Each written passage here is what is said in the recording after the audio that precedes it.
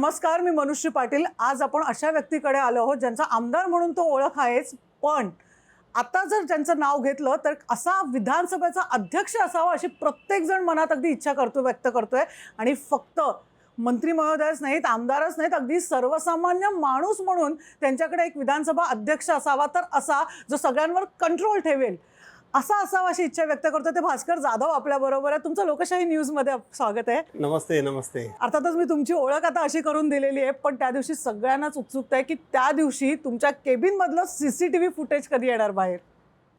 नाही, मी त्या दिवशी असं माझ्या खुर्ची व्यास म्हणजे अध्यक्षपदाच्या खुर्चीवरून असं म्हणालो होतो, जेव्हा भारतीय जनता पार्टीच्या काही आमदारांनी काही नेत्यांनी माझ्यावर आरोप केले की भास्कर जाधवांनी पण आम्हाला शिवीगाळ केली आणि भास्कर जाधवसुद्धा आमच्या अंगावर धावत आले, अशा पद्धतीचा त्यांनी शब्दप्रयोग केला।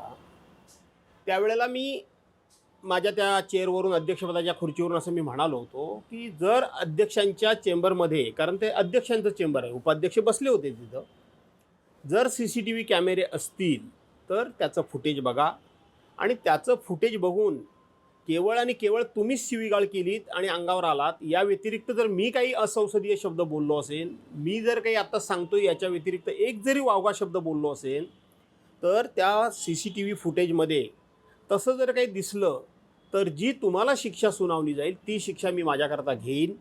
आणि म्हणून त्या दिवशी मी असं म्हणालो होतो की CCTV फुटेज आहेत की म्हणजे आहे की नाही मला माहीत नाही, परंतु नंतर मी माहिती घेतली त्या अध्यक्षांच्या केबिनमध्ये तशा पद्धतीचे CCTV बसवलेले नाही आहेत।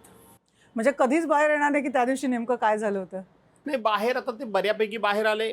जे आतमध्ये काय घडलं ते मी सभागृहाच्या सदस्यांनी मागणी केल्यानुसार मी जो काही घडलेला एकंदरीत जो प्रकार होता, जो अस्लाद्य होता, जो लोकशाहीला शोभा न देणारा होता, आणि विशेष करून भारतीय जनता पार्टीची मंडळी ही नेहमी आम्ही म्हणजे सुसंस्कृत आहोत, आम्ही म्हणजे सभ्यतेने वागतो, आम्ही कुठल्याही बाबतीत लोकशाहीला मारक होईल असं कुठलंही वर्तन करत नाही, आमची पार्टी म्हणजे एकदम शिस्तप्रिय पार्टी, असा जो काही आवा आणत होते, तर त्यांनीच कशा पद्धतीचं नाही या सगळ्याच्या विरोधात का वर्तन केलं ते मी स्वतः त्या ठिकाणी सभाध्यक्षांच्या खुर्चीवरून कथन केलं, ते बाहेर आलं। आणि त्याच्यानंतर काही व्हिडिओ क्लिप्स यासुद्धा व्हायरल झालेल्या आहेत आणि त्यातून भारतीय जनता पार्टीची सगळी मंडळी तावातावानं अध्यक्षांच्या केबिनमध्ये आरडाओरडा करत कसे घुसतायत, कसे धावून धावून येत आहेत, त्याच्यामध्ये एक कोणतरी महिला सदस्य लाईट कोणी घालवला, लाईट कोणी घालवला म्हणून बोलतायत, हे सगळं ऐकायला येतं आहे। त्यामुळे आता हा सगळा प्रकार बराचसा बाहेर आला आहे। CCTV कॅमेरे नसले तरीसुद्धा हा प्रकार बराचसा बाहेर आलेला आहे। पण आता हे तुमचं वर्जन झालं, पण देवेंद्र फडणवीस विरोधी पक्षनेते म्हणतात की भास्कर जाधव खोटं बोलतायत। त्यांनी नेमकं तिथे काय वक्तव्य केले हे आम्ही तुम्हाला सांगू शकत नाही।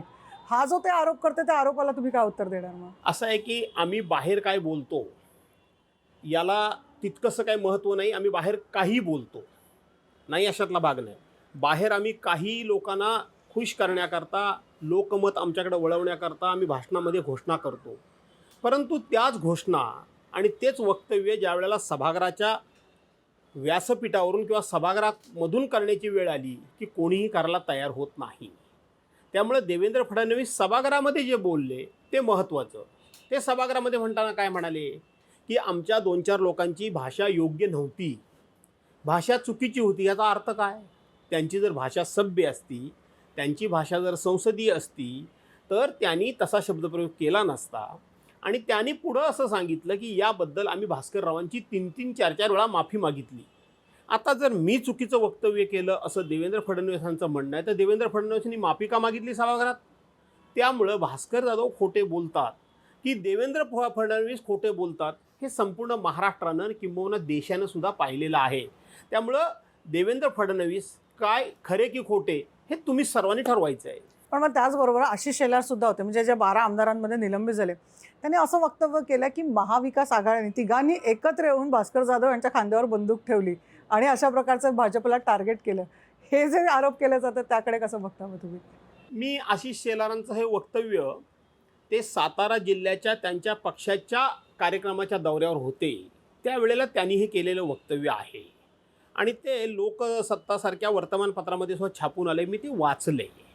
आणि यातून एक गोष्ट निश्चितपणे दिसते की आम्ही जे म्हणतो की आम्ही एकमेकाचे मित्र आहोत, ते त्याच्यामध्ये थोडंसं त्यांची ही बोलण्यामध्ये दिसतंय की भास्कर जाधव हे आजही आमचे मित्र आहेत, भास्कर जाधव म्हणतात त्या पद्धतीनं। आणि म्हणून भास्कर जाधवांच्या खांद्यावर बंदूक ठेवली हे त्यांचं राजकीय वक्तव्य आहे. असा काही प्रकार होणार होता हे काय महाविकास आघाडीच्या लोकांना माहिती होतं, नेत्यांना माहिती होतं की सरकारला माहिती होतं? हा प्रकार तुम्ही केलात, हा महाविकास आघाडीनं नाही केला. हा कार्यक्रम तुमचा होता. तुमचा कार्यक्रम तुम्ही काय करायचा हे तुम्ही ठरवलं होतं का? तर अगोदर तुम्ही अधिवेशनाच्या पूर्वी अशी काही भारतीय जनता पार्टीच्या या सगळ्या नेत्यांनी, सगळ्याच, कारण त्यांच्यामध्ये एकापेक्षा एक अधिक वाईट बोलण्याची स्पर्धा कायम त्यांच्या नेत्यांमध्ये असते, आणि म्हणून त्यांनी अधिवेशनाच्या पूर्वी अशी काही बाहेर हवा निर्माण केली होती की आम्ही सरकार आता उलथून टाकू, ह्या सरकारला आम्ही धडा शिकवू, ह्या सरकारला आम्ही देमाय धरणीठाय करू, ह्या सरकारला पळताभुई थोडी करू. म्हणजे तुमची स्ट्रॅटेजी ठरली होती. ती जी स्ट्रॅटेजी ठरली होती त्यातली जी स्ट्रॅटेजी ठरली होती का की अशा पद्धतीनं गोंधळ घालायचा? कारण हा जो ठराव होता तो ओबीसी समाजाचं काढून घेतलेलं आरक्षण हे पुन्हा मिळावं एवढा एका ओळीचा हा ठराव होता. नेहमी अशा प्रकारचे जे ठराव असतात त्याच्यावर फार चर्चाच होत नाही. सत्ताधारी पक्षाचे जे कोणी मंत्री असतात त्यांनी तो मांडायचा असतो आणि बाकीच्यांनी सर्वांनी आम्ही एकमतानं हा केंद्र सरकारकडे पाठवा अशी त्याला संमती द्यायची असते. इतका छोटा कार्यक्रम होता, परंतु बाहेर याच भारतीय जनता पार्टीच्या लोकांनी वक्तव्य असं केलं होतं की आमची सत्ता तुम्ही ओबीसी समाजानं आणून द्या, 4 महिन्यामध्ये आम्ही तुम्हाला तुम्हाला आरक्षण देऊ. पण बाहेर 4 महिन्यामध्ये आरक्षण देऊ म्हणणारे लोक त्याच ओबीसी समाजाचा आरक्षण देण्याचा ठराव हा एकमुखानं केंद्र सरकारकडे पाठवायचा होता. त्याला विरोध का केला? त्याला त्यांनी अक्षरशः विरोध केला.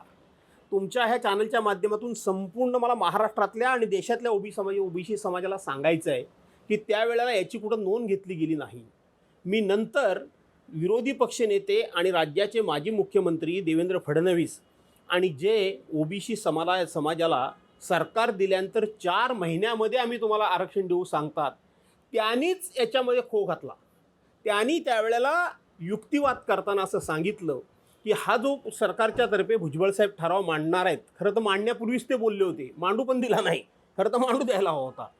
तर तो नियम विधानसभा अधिनियम 110 अन्वये आता मांडताच येत नाही, तर त्याची मांडण्याची म्हणून 110 अन्वये विधानसभा अधिनियम 110 अन्वये नोटीस सरकारने पहिली 7 दिवस द्यायला पाहिजे होती अगोदर. याचा अर्थ अधिवेशन 2 दिवस आहे, सगळं ठरवून सगळं भाजपने हे प्लॅन केलेलं होतं. निश्चितपणे अधिवेशन 2 दिवस आहे त्यांना माहिती होतं. मग 7 दिवसाच्या मुदतीचा तुम्ही ठराव कसा काय इथं उपस्थित करता मुद्दा?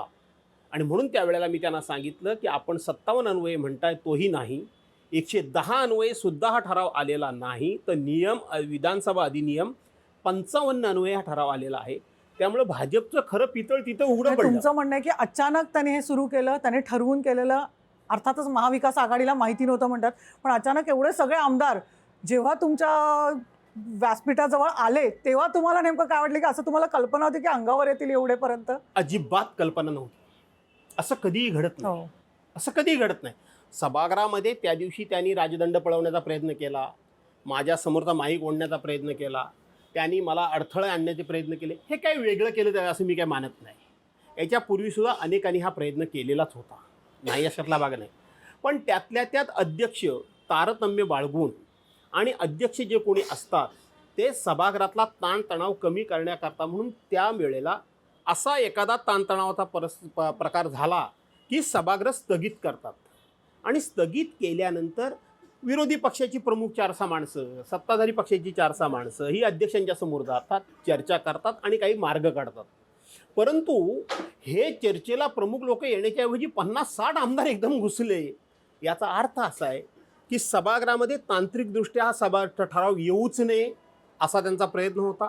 तो प्रयत्न फसला आणि मग आता काहीतरी गोंधळ घालून धक्काबुक्की करून हा ठराव दिल्लीला पाठवण्यात येऊ नये असा त्यांचा प्रयत्न होता. याचा अर्थ की ओबीसी समाजाची दिशाभूल करणं, फसवणं हा यांचा पूर्वनियोजित कट होता. निश्चितच. पण अशा वेळी जेव्हा ते अंगावर आले तेव्हा तुम्ही त्यांना म्हणत होता की तुम्हाला मी नेम करेन, म्हणजे नेमकं तुमचा काय हेतू होता? असं आहे की नेम करण्याचा अर्थ असा आहे, कारण वारंवार आम्हाला चॅनलवर हेच ऐकू येत होतं की तुमचा मी नेम करीन. खरं सांगायला गेलं मॅडम तर माझ्या आयुष्यामध्ये विधानसभेच्या चेअरवर मी पहिल्यांदा बसलो होतो आणि त्या दिवशी एक आदर्श अध्यक्ष म्हणून काम करायचं असा एक विचार करूनच मी गेलो होतो. कालावधी थोडा होता, कारण माझं स्वप्न होतं या खुर्चीवर एक ना एक दिवस बसायचं, तात्पुरतं का होईना पण बसायचं. परंतु त्या संपूर्ण 2 दिवसामध्ये ज्या प्रकारे वेगवेगळे विषय समोर आले आणि त्यातून माझा अनुभव हा सर्व महाराष्ट्राच्या समोर आणि सभागृहाच्या समोर आला. नेम करीन हा शब्द अनेकांना नवीन होता, अनेकांना नवीन होता. कारण नेम करीन याचा अर्थ असा की अध्यक्षांना काही अधिकचे विशेष अधिकार हे अच्छा. दिलेले आहेत, की अध्यक्षांनी एखादा निर्णय घोषित केला, अध्यक्षांनी एखादी भूमिका घेतली तर त्याला सरकारसुद्धा चॅलेंज करू शकत नाही. विधिमंडळातलं सर्वोच्च स्थान ते आहे. प्रश्नच नाही. राज्याचे जरी मुख्यमंत्री असले तर ते राज्य म्हणून ते निश्चितपणे प्रमुख आहेत, त्यांचे अधिकार खूप मोठे आहेत. परंतु विधानसभाच्या प्रांगणामध्ये आणि त्या अधिवेशनच्या त्या संपूर्ण सभागृहामध्ये अध्यक्ष यांचा शब्द अंतिम असतो. प्रश्नच नाही. आणि म्हणून मी त्यांना असं म्हटलं की तुम्हाला नेम करण्याचा अर्थ असा की ती एक पद्धत असते की आपण ताबडतोब जागेवर जाऊन बसा, न पेक्षा मी तुम्हाला नेम करतोय, म्हणजे मी तुम्हाला नोटीस देतोय की मागे जा, मागे जा. असं 3 वेळा केलं तर अध्यक्ष ऑन दी स्पॉट एखाद्या सदस्याला तिथल्या तिथं सस्पेंड करू शकतात, कितीही कालावधी करता. अच्छा.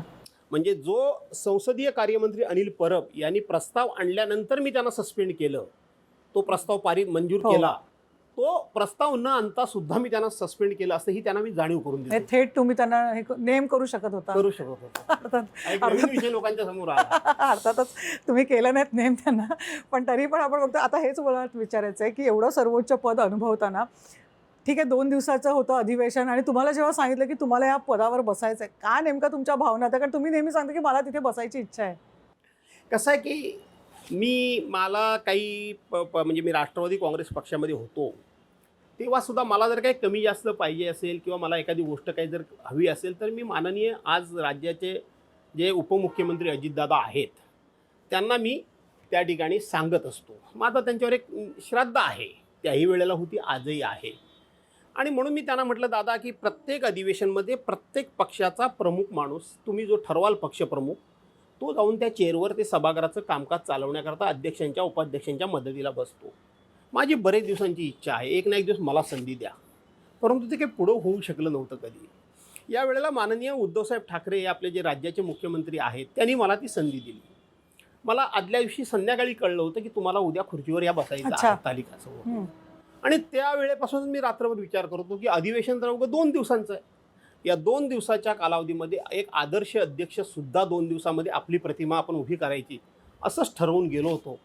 परंतु नंतरचे हे प्रकार झाल्यानंतर लोकांच्या समोर सुद्धा त्याही वेळेला मला वाटतं माझी प्रतिमा तयार झाली की अध्यक्षांचे अधिकार काय असतात, सरकारनं जबाबदारीनं कसं वागावं, विरोधी पक्षाचा सन्मान कसा सरकारनं करावा, त्याचबरोबर विरोधी पक्षानं सुद्धा आपली जबाबदारी ओळखून कसं वागावं.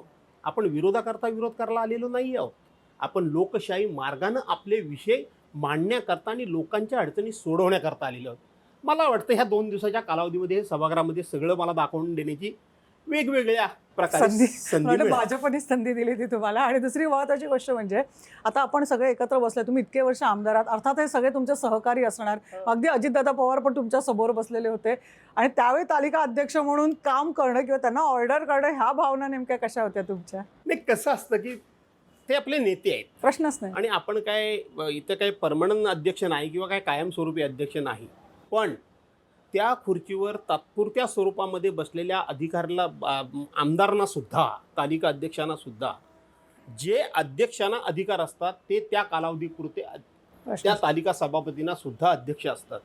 त्यामुळं जर मी विरोधी पक्षाला खडसावत असेल, विरोधी पक्षाला मी जर काही संसदीय कामकाजाचं, नियमांचं किंवा रीतिरिवाज, परंपरा ह्यांचं पालन करा सांगत असेल तर सत्ताधारी पक्षाला सुद्धा मला सांगावं लागेल की हेच नियम तुम्हाला सुद्धा लागू आहेत. मला अजित पवारांनी तुम्ही एकदा टोकलं सुद्धा की तुम्ही आता नाही बोलायचं. अजितदादांना टोकलं होतं, भुजबळ साहेबांना पण मी प्रस्ताव वाचायला सांगितला होता, पण त्यांना आनंद वाटला, प्रश्नच नाही. त्यांनी माझं कौतुक केलं, अजितदादांनी सुद्धा माझं भरभरून कौतुक केलं. हां, आता ह्यावरच विचारायचं की आणि जेव्हा तुम्ही त्या बाकावर होतात, म्हणजे आमदारकीच्या होतात, तेव्हा सुधीर मुनगंटीवारांनी तुम्हाला थेट धमकी दिली.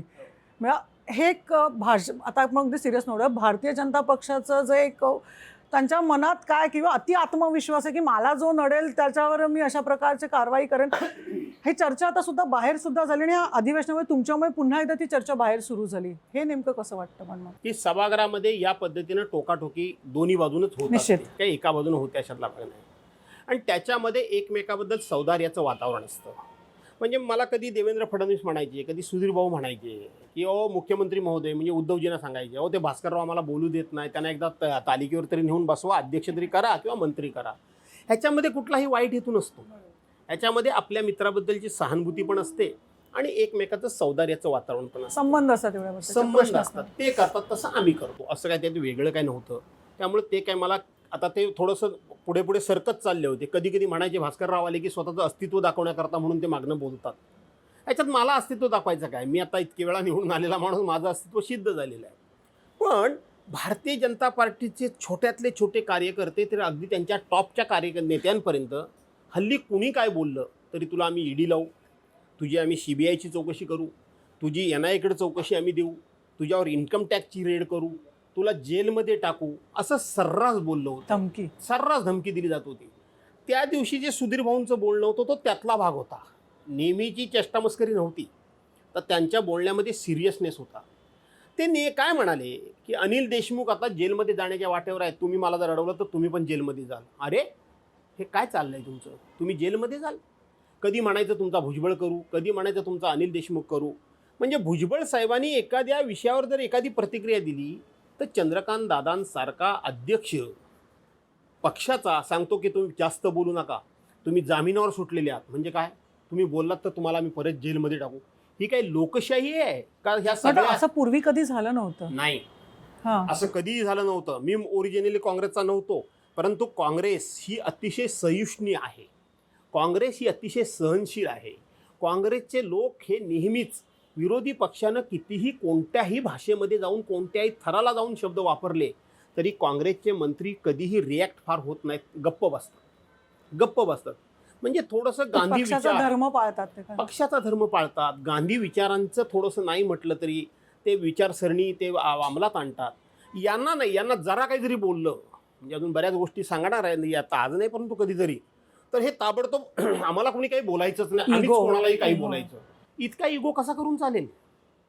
वर्षानुवर्षे तुम्ही समोरच्या माणसांनी बसलेले एकत्र काम केलेलं आहे. कधी ते इकडं होते, कधी तुम्ही तिकडं होतात, कधी ते तिकडं होते, तुम्ही इकडं होतात.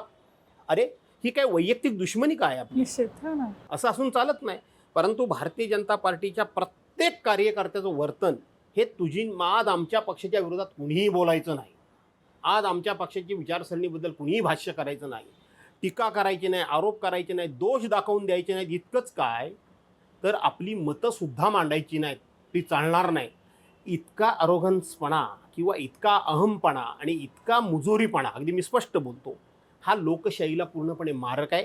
आणि त्याबद्दल तुम्ही जर बारकाईनं आढावा घेतलात तर परवांच्या दिवशी जो मी कणखरपणा दाखवला त्याबद्दल मी फार काहीतरी सांगेन, अतिशयोक्ती वाटेल, करोडो म्हटलं तर कदाचित चेष्टा होईल. लाखो लोकांनी त्याचं समर्थन केलेलं आहे, लाखो लोकांनी की भास्करराव तुम्ही केलं हे योग्य केलं. एक कणखर अध्यक्ष कसा असू शकतो, नियमानं प्रत्येकाची बोलती कसा बंद करू शकतो हे तुम्ही दाखवलं. हे अनेकांनी, याचा अर्थ भास्कररावचं कौतुक नाही, याचा अर्थ भारतीय जनता पार्टीबद्दल किती रोष लोकांच्या मनामध्ये आहे. देशभरातून लोकांनी मला त्या ठिकाणी फोन केले.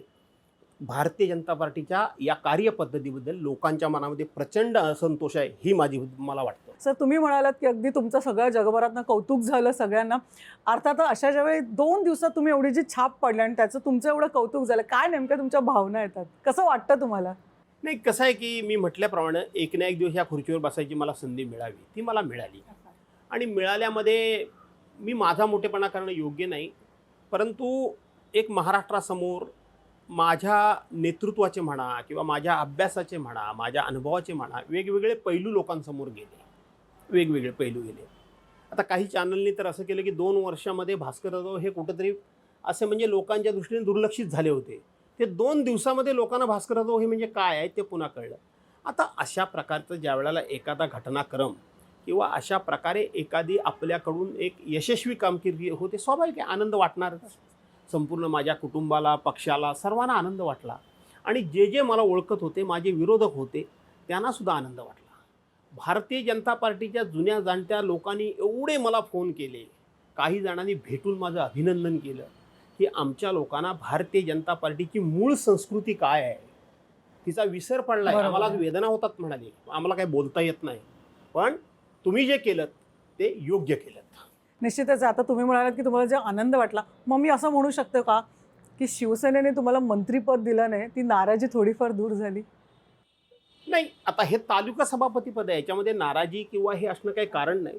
मंत्रिपद मला मिळावं ही माझी अपेक्षा होती, कारण आजही तुम्ही जर बघितलं तर शिवसेनेमध्ये सगळ्यात जास्त वेळा निवडून आलेला आमदार मी आहे. पूर्वी मी मंत्रिपद वगैरे भूषवलेलं आहे. मी माणूस आहे. प्रत्येक माणसाला अपेक्षा असणं काही चुकीचं नाही आहे, आणि म्हणून त्यावेळेला मला वाटलं होतं की मला हे मिळेल, नाही मिळालं. त्याच्यामुळे नाराजी हा विषय काय माझ्या नव्हता. मी दिवस रात्र काम करतोय, पक्षवाढीचं काम करतोय, त्या त्या ठिकाणी पक्ष जी जबाबदारी देतोय त्या जबाबदारीला आपण न्याय द्यायचं काम करायचं. कारण सर्वसाधारणपणे माणसाचं मत असं असतं की मला मिळालेलं पद लहान आणि मी मात्र माणूस मोठा. पण माझी नेहमी धारणा एक मॅडम राहिलेली आहे की मिळालेलं पद हे आपल्यापेक्षा खूप उंच पद आहे, खूप मोठं आहे, त्याच्या उंचीपर्यंत पोहोचण्याकरता आपण प्रयत्न करायचा, ही धारणा माझी कायम राहिलेली आहे. त्यामुळं नाराजी तर काही हा विषय त्याच वेळेला संपलेला होता, कारण संधी मिळाली नाही, विषय संपलाच खरं सांगायला गेलं तर. तुम्ही त्यावेळेला उघडपणे नाराजी व्यक्त पण केली होती. नाही, मी असं म्हणालो होतो त्यावेळेला, आजही बोलतो, असं नाही अशात लागत की मला ते मिळेल असं मला वाटलं होतं, कारण सगळ्यात जास्त वेळा मी निवडून गेलेलो होतो, परंतु मिळालं नाही. त्याबद्दल मला स्वाभाविक वाईट मला वाटलं. मी नाराज नाही असा मी शब्द वापरला होता, पण मला वाईट वाटलं. आणि का नाही वाईट वाटणार, वाईट का वाटणार नाही, मला वाईट वाटलंच होतं, तर संपला विषय तो. पण निश्चितच आहेत. आता भास्कर जाधव हे आम्ही राष्ट्रवादीत सुद्धा बघितले, अगदी मंत्रिपद भूषवलेले सुद्धा आम्ही बघितले, आणि ते जेव्हा शिवसेनेत गेले आणि आता त्याच्यानंतर शिवसेना आणि राष्ट्रवादी एकत्र आले, तुमची कोंडी होत नाही का? म्हणजे किंवा काय नेमकं तुम्हाला ते दोन्ही पक्ष एकत्र येतील हे कोणीही कधी विश्वास ठेवला नव्हता की दोन्ही एकत्र येतील, आणि तुम्ही शिवसेनेत गेला आणि ह्याच्या रिझल्ट नंतर सगळं चित्र बदललं. तुम्हाला नेमकं कुठेतरी कोंडी होते असं वाटत नाही का किंवा काय? शिवसेना आणि राष्ट्रवादी एकत्र झाल्यामुळे माझी कोंडी होते का हा तुमचा प्रश्न आहे. कारण मी राष्ट्रवादीमधून शिवसेनेमध्ये गेलो. मुळामध्ये मी ओरिजिनल शिवसेनेचा. हो. माझी राजकीय कारकीर्द ही शिवसेनेपासून सुरुवात झाली. मी एक अतिसामान्य कुटुंबातला माणूस आहे, त्याही वेळेला होतो, आजही आहे. मला जर खऱ्या अर्थानं जर नावारूपाला कुणी आणलं असेल, उजेडात कुणी आणले असेल, तर ते हिंदू हृदय सम्राट शिवसेना प्रमुख मान्य बाळासाहेब ठाकरेंनी मला नावारूपाला. ती जाणीव माझ्या आयुष्यामध्ये मी कधी त्या वेळेलाही विसरलो नव्हतो, आजही विसरलेलं नाही, भविष्यातही विसरणार नाही, हे पहिली गोष्ट. परंतु त्याच्यानंतरच्या कालावधीमध्ये 2004 साली काही घटना घडल्या आणि मला आदरणीय पवारसाहेबांनी आपल्या पक्षात प्रवेश दिला. आपल्या पक्षात प्रवेश दिला त्या माणसाने मला खूप मोठं केलं, प्रचंड मोठं केलं. ज्या दिवशी पक्षात मला घेतलं त्याच्या दुसऱ्या तिसऱ्या दिवशी मला राज्याचा सरचिटणीस केला. लगेचच पुढच्या वर्षी मला विधान परिषदेची उमेदवारी दिली, मला निवडून आणलं. लगेचच मला त्या ठिकाणी त्यांनी 2009 साली गुहागरचा तो मतदारसंघ कोणाचाच नव्हता, ना राष्ट्रवादीचा होता ना शिवसेनेचा होता, माझा मी बांधला. परंतु पक्षानं विधान परिषदेची जागा असताना पुन्हा मला उमेदवारी दिली. पक्षानं ताकद लावून, आदरणीय पवारसाहेबांनी व्यक्तिगत ताकद लावून मला तिथून निवडून पण आणला. रामदास कदमांना सारख्या विरोधी पक्ष नेत्याला डिफीट करणं एवढं काही सोपी गोष्ट नव्हती त्या काळामध्ये. रामदास कदम काय लहानसहान माणूस नव्हे आणि तो सगळ्या बाजूनं ताकदवान माणूस. आपण डिफीट केला. तिथं 40 वर्ष निर्विवाद भारतीय जनता पार्टीचा आमदार निवडून येत होता. ज्या वेळेला राज्यामध्ये 2 आमदार निवडून येत होते तेव्हा पण तो गुहागरचा आमदार निवडून येत होता. तिथं मी निवडून आलो. मला पक्षानं राज्यमंत्री केलं, मला पक्षानं रत्नागिरी जिल्ह्याचा पालकमंत्री केला, सिंधुदुर्ग जिल्ह्याचा संपर्क मंत्री केला, 10 खाती मला दिली. नंतरच्या काळामध्ये पक्षानं मला अध्यक्षपद दिलं राज्याचं. म्हणजे राष्ट्रवादी काँग्रेस पक्षाच्या राष्ट्रीय पक्षाचा राज्याचा अध्यक्ष होणं हे स्वसौभाग्य आहे. आणि या मंत्रिपदापेक्षा मला तुम्ही खरं म्हणाल ना मॅडम, तर मला संघटनात्मक कामामध्ये काम करण्याची आवड पहिल्यापासून. या मंत्रिपदापेक्षा मला अध्यक्ष केलं. नंतरच्या काळात मला त्यांनी कॅबिनेट मंत्री केलं. आज मी त्यांचा पक्ष सोडला, पण तुम्हाला आजही सांगतो की राष्ट्रवादी काँग्रेस पक्षाच्या नेत्यांमध्ये सुद्धा माझ्या मनाबद्दल कटुता नाही, अजिबात. त्यामुळे राष्ट्रवादी काँग्रेस पक्ष आणि शिवसेना एकत्र आली म्हणून माझी काही कोंडी नाही. मी साहेबांना जाऊन पवारसाहेबांना भेटलो तर तो पूर्वीचाच भास्कर त्यांना आजही भावतो. ताई तर मला मोठ्या भावासारखा सन्मान देतात. आणि अजितदादांच्याकडे कधीही तुम्ही जा, भास्करराव आलेत म्हटल्यानंतर भास्करराव जे म्हणतील ते व्हायला पाहिजे, तीच सगळ्या मंत्र्यांच्यामध्ये भावना आहे. भावना एकच आहे फक्त की भास्करराव तुम्ही आम्हाला सोडून जायला नको होतं. आणि मुळात हेच विचारत की असंही चर्चा सुरू आहे की शरद पवार आजही थोडे नाराज आहेत भास्कर जाधवांवर. माझ्यावर पवारसाहेब नाराज नाहीत, पण पवारसाहेबांना आजही असं जाणवतं वाटतं मला. मी हल्लीच भेटलो पवारसाहेबांना. भास्कर मला सोडून जाईल असं त्यांना कधी वाटलं नव्हतं आणि भास्करनी जाऊ नये अशी त्यांची अंतर्मन आहे असं फक्त जाणवतं, पण नाराज माझ्यावर ते नाही आहेत. माझा उत्कर्ष व्हावा अशी त्यांची मात्र इच्छा आहे, जी बाळासाहेबांची इच्छा होती. हिंदू हृदय सम्राट शिवसेना प्रमुख मान्य बाळासाहेब ठाकरेंनी मला स्वतः आशीर्वाद दिले होते मंत्री झाल्यानंतर की खूप मोठा हो, तुझा आणखीन उत्कर्ष होऊ दे. हे शिवसेना प्रमुख बोलले होते. कोणाच्या भाग्यात आहे त्यांचा पक्ष सोडल्यानंतर सुद्धा शिवसेना प्रमुखांनी मला दिलेले होते आणि ते ज्यांच्या फोनवरून दिले ते आज हयात लोक आहेत. शिवसेना प्रमुखांनी मला आशीर्वाद दिले होते की खूप मोठा हो, तुझा आणखीन उत्कर्ष होऊ दे. पवार साहेबांच्या मनात सुद्धा तेच आहे की माझं काही कुठं नुकसान व्हावं असं नाही, पण मला जाणवतं की मी त्यांना सोडल्याचं कुठं ना कुठंतरी त्यांना असं वाटत असावं की त्यांना काय अनेक जण सोडून गेले, ते काही डगमगणारे नेते नव्हे, परंतु भास्कर जाणार नाही किंवा जायला नको आता असं वाटतं. पण जर आता उद्या पुढे निवडणुका झाल्या आणि शिवसेना राष्ट्रवादी एकत्र आले तर नाही, शिवसेना राष्ट्रवादी एकत्र येणं न येणं हे किंवा तशा चर्चा आता सुरू झालेल्या हो आहेत. ना, हे पवार साहेबांच्या हातात आहे आणि शिवसेनेचे पक्षप्रमुख आणि राज्याचे मुख्यमंत्री उद्धव साहेबांच्या हातामध्ये, हे आमच्या हातामध्ये नाही आहे. पण ते दोघे जरी एकत्र आले तरी मला अडचण असायचं काय कारण नाही, कारण माझा मतदारसंघ शिवसेनेकडेच आहे आणि मी आता शिवसेनेकडे आहे. पण असंही म्हटलं जातं की पूर्ण त्या मतदारसंघामध्ये भास्कर जाधव विरुद्ध सगळे मंत्री, मग अगदी तटकरे असो, रामदास कदम असो, अशा चर्चा कायम सुरू असतात. याकडे तुम्ही कसं बघता? तुमचं कोणाशीच पटत नाही असं सगळे म्हणतात. असू शकतं कदाचित, मीच बरोबर आहे असं नाही, पण माझ्या आयुष्यामध्ये दोन गोष्टी मला चांगल्या आणि बाधक ठरल्यात. एक तर मला खोटं बोलणाऱ्या माणसांची भयंकर चीड येते, भयानक चीड येते. दुसरी गोष्ट, दिलेली वेळ 5 मिनिटं मागे पुढे झाली तरी मला अस्वस्थ होतो, मी कधीही वेळ चुकवत नाही. एक. आणि तिसरी गोष्ट, माणसानं केलेल्या उपकाराची थोडी तरी जाणीव ठेवावी. म्हणजे आज तुम्ही म्हणाल मग पवार साहेबांना का सोडलत नाही, मी उपकारांची जाणीव विसरलेलो नाही आहे, मी तिथून बाजूला झालो असेल. तसं काही लोकांना उपकाराची जाणीवच नसते. कोण आहे तसं? नाही, नाव घेण्याची काय आवश्यकता नाही आहे खरं सांगायला गेलं तर. नाव घेण्याची काय, कारण त्यांचं राजकीय स्टाईलच ती आहे की केलेल्या उपकाराची जाणीव ठेवायची नाही, जो आपल्याला मदत करेल त्यालाच पायाखाली घ्यायचा प्रयत्न करायचा. म्हणजे नीतिमत्ता ज्याला म्हणतात, ती नीतिमत्ता नसलेले लोकसुद्धा, ज्यांची काय नावं तुम्ही घेतली त्याच्यामध्ये रामदास कदम नाही, हे पहिलं सांगतो. रामदास भाईंचा माझ्यावर भयंकर प्रेम आहे. ते तर मला आता इतकं म्हणजे सन्मान देतात किंवा ते पक्षात येण्याकरता त्यावेळेला मला प्रयत्न करत होते, आणि नंतरच्या काळामध्ये मी गेल्यानंतर जो काही माझ्या बाबतीत काय व्हायला न झालं त्याच्याबद्दल सुद्धा त्यांना वाईट वाटलं. त्यामुळे तो मुद्दा नाही आहे, परंतु याच्या व्यतिरिक्त सुद्धा आपण काही लोकांची नावं घेतलीत, काय समजलं, त्यांना जाणीव नाही, त्यांना नीतिमत्ता नाही, आणि अशा माणसांचा मला भयंकर राग येतो खरं सांगायला गेलं. पण मी काम पक्षाकरता करतो, पक्षाच्या विरोधात मी कधी काम करत नाही. पहिली गोष्ट, मी शिवसेनेत होतो, तक्रारी झाल्या, पण मी पक्षाच्या विरोधात काम केल्याचं कोणी सांगणार नाही. मी राष्ट्रवादीत होतो, तक्रार केल्याशिवाय, काही लोकांना तक्रार केल्याशिवाय त्यांचं राजकारणच टिकवता येणार नाही माझ्या विरोधात तक्रार केल्याशिवाय. तिथेही राष्ट्रवादीचं काही इमानदारीने केलं. एकदाच फक्त चिपळूण नगरपालिकेची निवडणूक झाली होती, त्यावेळेला पक्ष तुटत होता, म्हणून मी पक्षानं दिलेल्या पॅनलच्या विरोधात माझं पॅनल उभं केलं आणि त्याची मला शिक्षा भोगावी लागेल. थोडा वेळ घेतो मी तुमचा, हे मला माहिती होतं की आपण चूक करतोय, पण पक्ष तुटत होता म्हणून चूक केली, त्याचा पूर्व इतिहास निराळा आहे. ज्यांनी राष्ट्रवादीच्या उमेदवाराच्या विरोधात ओपनली काम केलं, ज्यांच्याकडे अधिकार दिले होते त्यांनी ओपनली काम विरोधात केलं आणि राष्ट्रवादीच्या उमेदवारांना मी निवडून आणलं. 6 महिन्याने झालेल्या निवडणुकीमध्ये मला एकही जागा नाही आणि त्यांनाच सगळ्या जागा. हे अन्याय होता, कार्यकर्त्यांच्यावर अन्याय होता, निर्माण झालेल्या पॅनलवर अन्याय होता. मग माझ्यासमोर प्रश्न निर्माण झाला, तुझं मंत्रिपद टिकवायचं आहे का तू कार्यकर्त्यांच्या मनामधला तुझ्याबद्दलचा विश्वास टिकवायचा आहे. सर्वांना एकच विश्वास आहे की भास्कर जाधव आपल्याला कधीही अर्ध्या वाटेवर सोडणार नाही. मग मी निर्णय केला, मंत्रिपद गेलं चिंता नाही, पण सहकाऱ्यांची साथ सोडायची नाही. ती वेळ सोडली तर पक्षाच्या विरोधात मी काही काम कधी केलेलं नाही. पण याचा अर्थ मी दुसऱ्या पक्षाला मदत नाही केली, मी पॅनल उभं केलं. माझे निवडून आलेले उमेदवार त्यांना काही मिळालं नाही तरीसुद्धा पक्षाच्या बाजूला मी नेऊन उभे केले. पण त्यावेळेला माझ्यावर कारवाई होईल हे मला वाटलं होतं, पण मला आभार मानले पाहिजेत, उपकार व्यक्त केले पाहिजेत. पवार साहेबांनी त्याही वेळेला माझ्यावरच विश्वास दाखवला. काही वरिष्ठ नेत्यांनी माझ्या विरोधात तक्रार केली, त्या सभेत पवार साहेबांनी नवनिर्वाचित निवडून आलेल्या नगरसेवकांना भास्करराव मार्गदर्शन करतील नगरविकास राज्यमंत्री म्हणून, आणि पुण्याला एक टोले जंग शिबिर झालं आणि त्याचा प्रमुख मार्गदर्शक मला केलं. पण मग आज जर भास्कर जाधव राष्ट्रवादीत असते तर ते आज मंत्री असते? 100% मी राष्ट्रवादीत असतो, तो मंत्री असतो. मग ते रिग्रेट नाही वाटत कुठेतरी? नाही, अजिबात नाही. जर तरला काय अर्थ नाही. जर माझ्या नशिबातच नसेल तर मला कोणी आणून देणार नाही, आणि माझ्या नशिबात असेल तर कोणी हिरावून नेणार नाही. पण राष्ट्रवादीत असतो तर 100% झालो असतो. हे याबद्दल काही दुमत असायचं कारण नाही.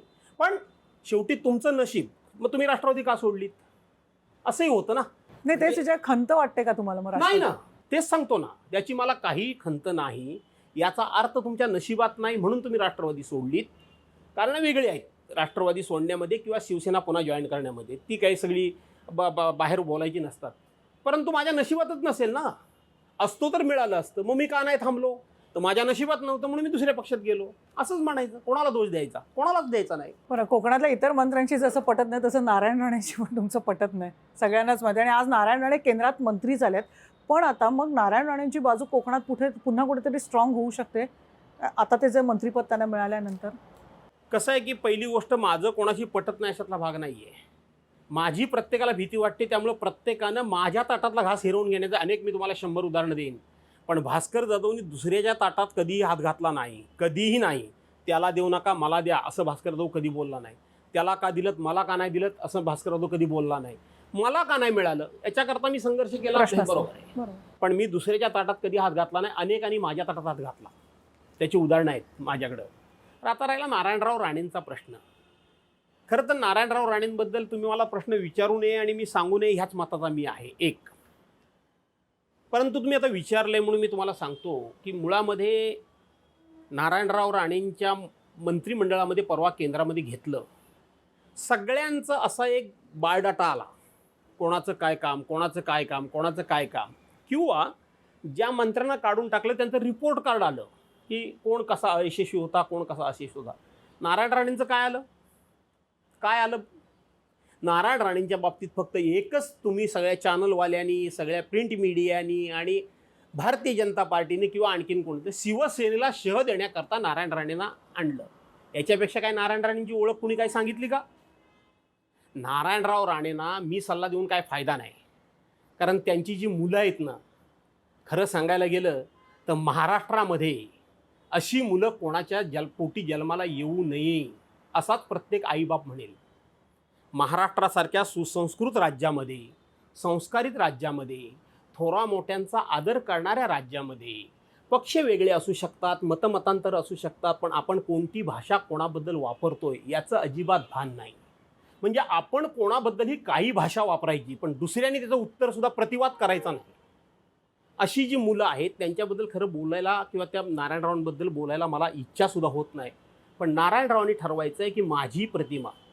ते केंद्रामध्ये मंत्री झाल्यानंतर मला पत्रकारांनी प्रश्न विचारला की नारायणराव मंत्री झालेत, तुमची प्रतिक्रिया काय? त्यांचं मी अभिनंदन करतो. ज्या 41 मंत्र्यांना घेतलं त्या सगळ्यांचं अभिनंदन करतो, त्यात त्यांचं पण करतो. व्यक्तिगत त्यांना काय सांगाल? मी त्यांना सांगण्यात मोठा नाही, परंतु मी त्यांना एवढंच सांगेन की तुम्हाला देशाचा विकास करण्याकरता देशाचे पंतप्रधान माननीय नरेंद्र मोदी साहेबांनी घेतलं आहे, देशाचा विकास करण्याकरता. आणि त्याचबरोबर आपण साधारणपणे आपण ज्या भागातून निवडून गेलो किंवा ज्या भागातलं आपण नेतृत्व करतो त्या भागाकडे विशेष त्यांनी लक्ष द्यावं. यापूर्वीसुद्धा काँग्रेस राष्ट्रवादीनं त्यांना उद्योग खातं दिलं होतं. ते उद्योग खात्याच्या अंतर्गत त्यांनी काय उद्योग तिकडं आणले त्याचं त्यांनी अभ्यास करावा. त्यातल्या काय उणीवा राहिल्या असतील तर त्यांनी ह्या दूर करून लोकांचं प्रेम मिळवावं अशा मी शुभेच्छा दिल्या. नाही थांबा ना, अशा मी शुभेच्छा दिल्या.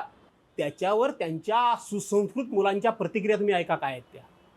म्हणजे अशा शुभेच्छा सुद्धा त्यांना द्यायच्या नाहीत की त्यांच्या मुलांनी एकेरी भाषेमध्ये वाटेल तेवढी शिवीगाळ कोणालाही करायची. अशा माणसांबद्दल काय बोलायचं? आणि म्हणून नारायणरावांना आपण शह देणारे म्हणजे कोणी रुस्तम आहोत अशी प्रतिमा करायची आहे का मी एक देशाच्या विकासाकरता अभ्यासू नेता म्हणून माझी प्रतिमा करायची? हे नारायणरावांनी ठरवायचं आहे.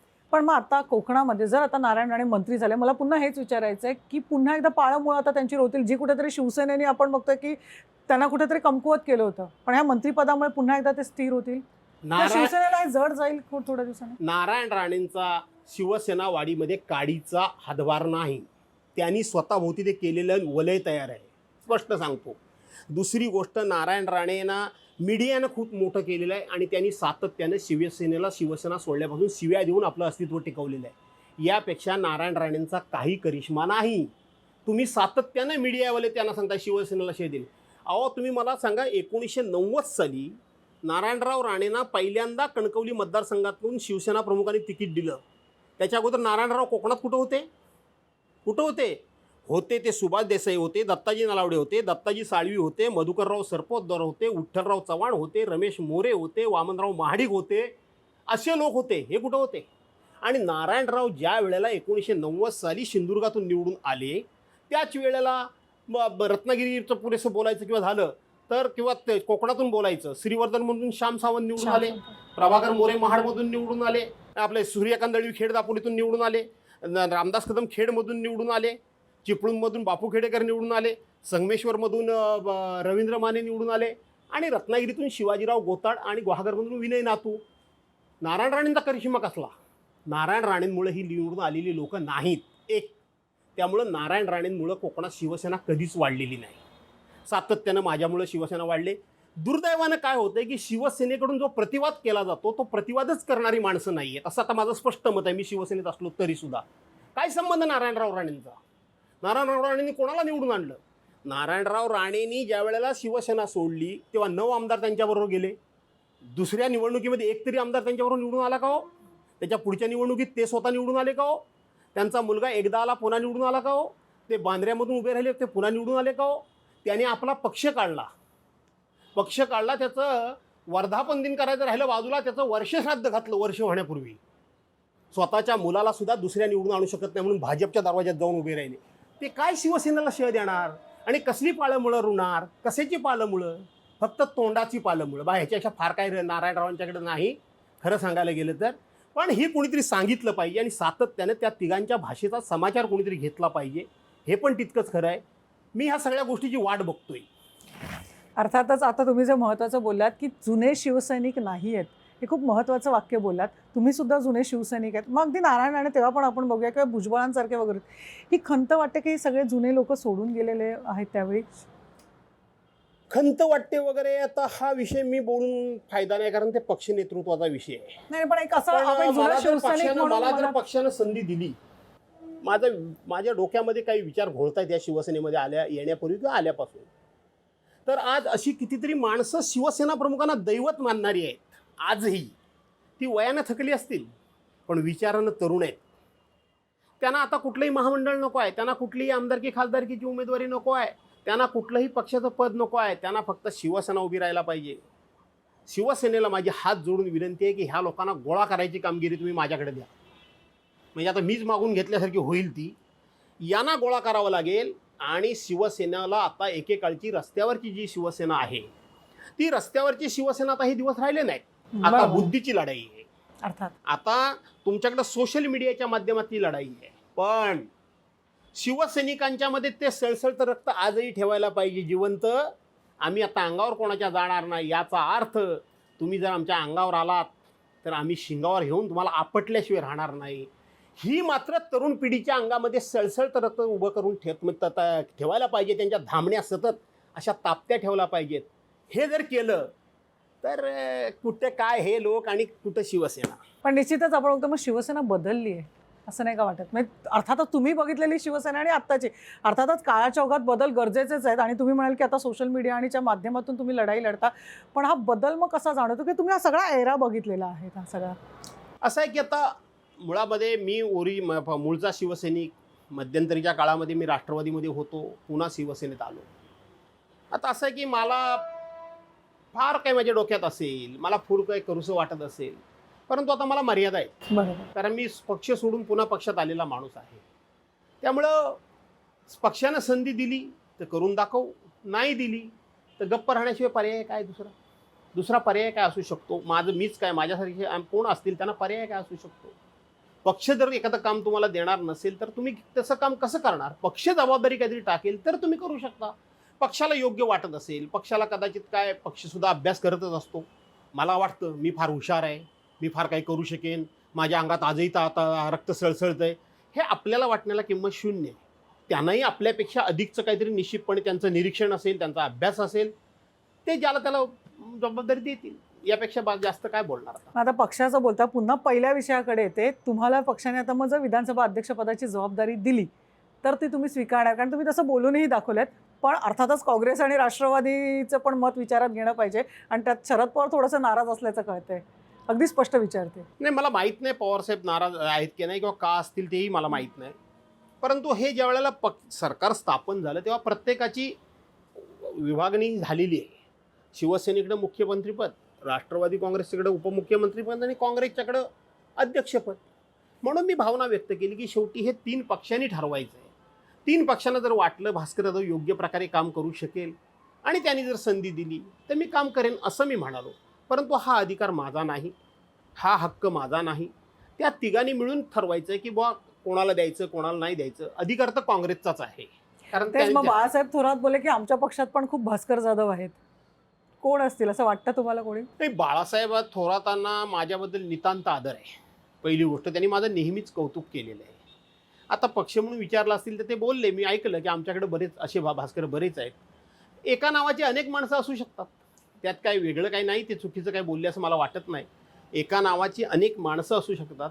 फक्त मी तपासून बघितलं की काँग्रेसच्या 44 आमदारामध्ये भास्कर जाधव कोणच नाही. मी शिवसेनेत एकटाच आहे. अर्थातच आपण पण त्याच्याबरोबर मला हेही विचारायचं आहे की आता जर पुन्हा एकदा विचार केला अध्यक्षपदाचा, 2 दिवसात हे जे तुम्हाला अध्यक्षपद मिळालं त्याच्यानंतर त्याचा शेवट असा होईल असं तुम्हाला वाटलं होतं का? कसला? की अशा प्रकारे निलंबन किंवा हा सगळा गोंधळ होईल किंवा अधिवेशनाच्या दरम्यानचं म्हणते, असं तुम्हाला कुठे तुम्ही कल्पना केली होती की हे सगळं होईल असं? नाही, भारतीय जनता पार्टीनं मोठी चूक केली. 2 दिवसाच्या अधिवेशनामध्ये त्यांनी प्रत्येक कामगाराच्या चर्चेमध्ये भाग घ्यायला पाहिजे होता आणि भाग घेऊन त्यांनी सरकारला अनेक गोष्टींबद्दल जाब विचारायची त्यांना संधी होती. त्यांच्याकडे चांगले वक्ते पण आहेत. त्यांनी अनेक मुद्दे मांडायची संधी होती आणि कमी कालावधीच्या अधिवेशनामध्ये सुद्धा आम्ही समाजाच्या हिताचे, राज्याच्या विकासाचे आणि संसदीय लोकशाहीचं पालन करून कसे विषय मांडले हे दाखवण्याची त्यांना संधी होती. पण मी मगाशी म्हटल्याप्रमाणे ते बाहेर जे काही शेड्यू ठोकून आतमध्ये आले होते, अर्थात तर गंमत अशी झाली की 2 दिवस तर राहिले बाजूला, अर्धा दिवस जेमतेम ते सभागृहामध्येच ते थांबले. बाकी मग त्यांना पायऱ्यावरच अधिवेशन करावं लागलं. म्हणजे 1.5 दिवस बाहेर मला गेले. तेच अभिरूप अधिवेशनाबद्दल पण तेच विचारायचं की थेट तुम्ही एकीकडे अधिवेशन सुरू असताना बाहेर अभिरूप अधिवेशन, हे पण मला वाटतं पहिल्यांदाच असं झालेलं आहे. यापूर्वी आपण कधी बघितलेलं नाही. त्यावेळी नेमकं तुमच्या नेमकं काय भावना की बाहेर बाबा दुसरं एक अधिवेशन सुरू आहे? नाही, मला गंमत अशी वाटते की जो पक्ष एवढा ताकदीचा 105 आमदार, बाकीचे त्यांचे सहयोगी आमदार, त्यांनी आतमध्ये येण्याचं परत धाडसच केलं नाही. खरं सांगायला गेलं तर अभिरूप विधानसभा ही भरलेली आहे अनेक वेळा. काय त्यामध्ये नवीन काय नाही, मी आहे ते सांगतो. पण कुठे? सभागृहात. अर्थात अध्यक्षांनी, सरकारने एखाद्या गोष्टीची दखल घेतली नाही तर आतमध्ये विधानसभेच्या त्या सभागृहामध्ये अभिरूप विधानसभा भरलेली आहे. ही पहिली वेळ अशी असेल की त्याच्यामध्ये पायऱ्यावर आणि तिथं टेबल खुर्च्या आणून, स्पीकर आणून, बरं हे सगळं करतं कोण? तर जे काल परवापर्यंत राज्याचे मुख्यमंत्री होते, जे आज विरोधी पक्षनेते म्हणून आहेत, जे कालपर्यंत हरिभाऊ बागडे राज्याचे विधानसभेचे अध्यक्ष होते, तेही त्याच्यामध्ये सामील होतात. हे आश्चर्यकारक आहे. विधानसभा, विरूप विधानसभा त्यांनी त्या ठिकाणी भरवणं, पायऱ्यावर बसणं वगैरे काय, त्यांनी काय, अनेक जण बसलेले आहेत, आम्ही सुद्धा बसलेलो आहेत. त्यामुळे त्यांनी ते वावगं केलं असं मी काय म्हणणार नाही. पण अशा प्रकार सभागृहामध्ये चालू आहे. तुम्हाला जे मुद्दे मांडायचे होते ते सभागृहात येऊन मांडायचे धाडस का नव्हतं तुमच्याकडं? याचा अर्थ तुमचे पाय हे मातीचे होते, भुसभुशीत होते. तुम्ही जे काही विषय मांडत होतात ते विषय सरकारला तुम्ही धारेवर धरू शकणार नव्हतात. सरकार तुम्हाला पुरून उरणार होतं हे तुम्हाला माहिती होतं. म्हणून बाहेर तुम्हाला फुकटचा मीडिया मिळाला, म्हणून तुम्ही उद्योग करत होतात. अर्थातच खरं तर खूप सारं बोलण्यासारखं पण थांबावं लागतं. पण एक महत्त्वाचा जाता आता प्रश्न विचारते, भास्कर जाधव आम्हाला आगामी काळात कुठे दिसणार आणि कसे दिसणार? भास्कर जाधव हे आगामी काळात राज्याचे मुख्यमंत्री आणि पक्षप्रमुख उद्धवसाहेब ठाकरे ज्या ठिकाणी ठेवतील त्या ठिकाणी ते दिसतील. माझ्या हातामध्ये काय नाही आहे. माझ्या हातामध्ये जिथं कुठं ठेवतील त्या ठिकाणी मी असणार आहे. पण पुन्हा विचारते, हे महाविकास आघाडीचं सरकार येतं आहे, भाजपला शह देण्याचा प्रयत्न होताना दिसतोय. महाविकास आघाडीच्या सरकारमध्ये तुम्ही काही रोल करणार की नाही, किंवा तसा काही प्रयत्न करणार की नाही की शिवसेनेकडे काही आपलं पद मागण्याचा किंवा असं काही एखादं कर्तव्य? शिवसेनेची जुनी जी पद्धत आहे बाळासाहेबांच्या वेळेची मी बघितली, तर ती पद्धत अशी आहे की मागायची गरजच नाही. दत्ताजी साळवी, कैलासवासी दत्ताजी साळवी हे शिवसेनेचे कमांडर होते, तोफ होती, ते नेहमी म्हणायचे गुणांची कदर म्हणजे लोकशाही. सख्या सांगतो म्हणून तुक्या मार शिक्का की मारला शिक्का, ती लोकशाही नाही, गुणांची कदर. आणि ती कदर शिवसेनेमध्ये करण्याची प्रथा ही बाळासाहेबांच्या कारकिर्दीमध्ये मी पाहिलेली आहे आणि माझा विश्वास आहे की ती प्रथा आजही पुढे सुरू आहे. वाट बघूया.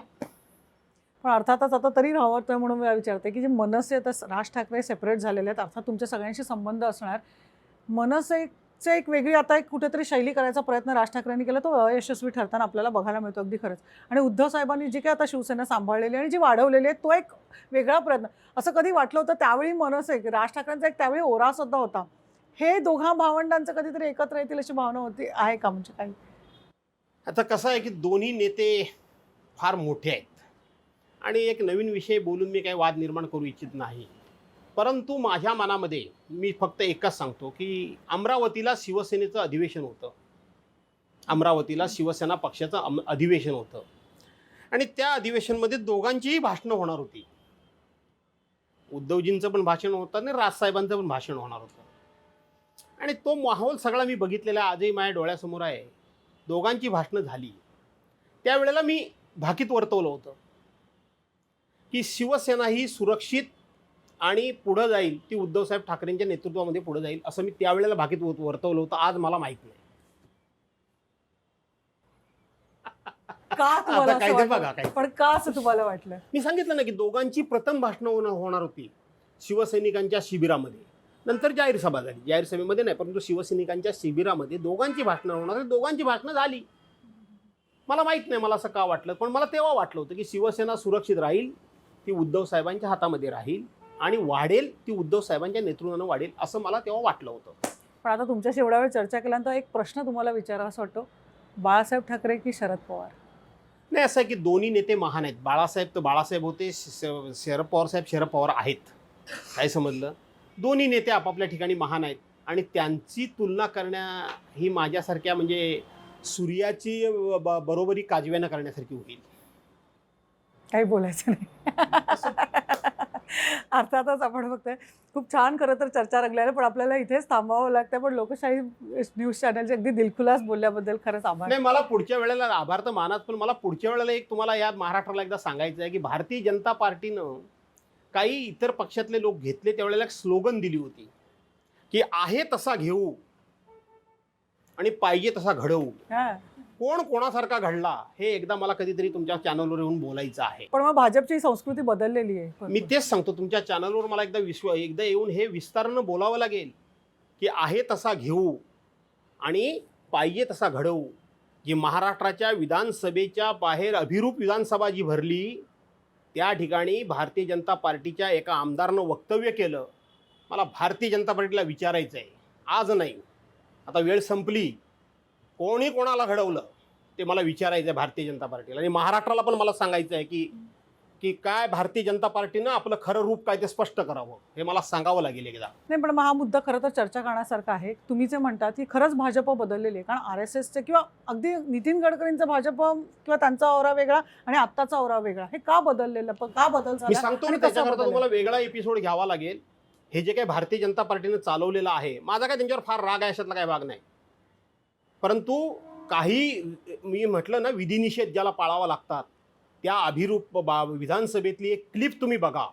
त्यामुळे भारतीय जनता पार्टीला तुमच्या माध्यमातून फक्त आज मी एवढाच प्रश्न विचारून ठेवतो की तुम्ही अनेक लोकांना घेतलं दुसऱ्या पक्षातनं, तेव्हा तुम्ही म्हटलात आहे तसा घेऊ आणि पाहिजे तसा घडवू. कुणी कोणाला घडवलं का तुम्ही असेच होतात मूळ, ते मला विचारायचं आहे. धन्यवाद, मी आपला आभारी आहे. अर्थातच अगदी दिलखुलास आणि मनमिळाव असे भास्कर जाधव यांनी आपल्याला खूप छान अशा गप्पा मारलेल्या आहेत. आपण होतं खरंच त्यांच्याशी खूप सारं बोलायचं होतं, पण आपल्याला वेळ कमी असल्यामुळे इथेच थांबावं लागतंय. तेव्हा पाहत रहा लोकशाही न्यूज.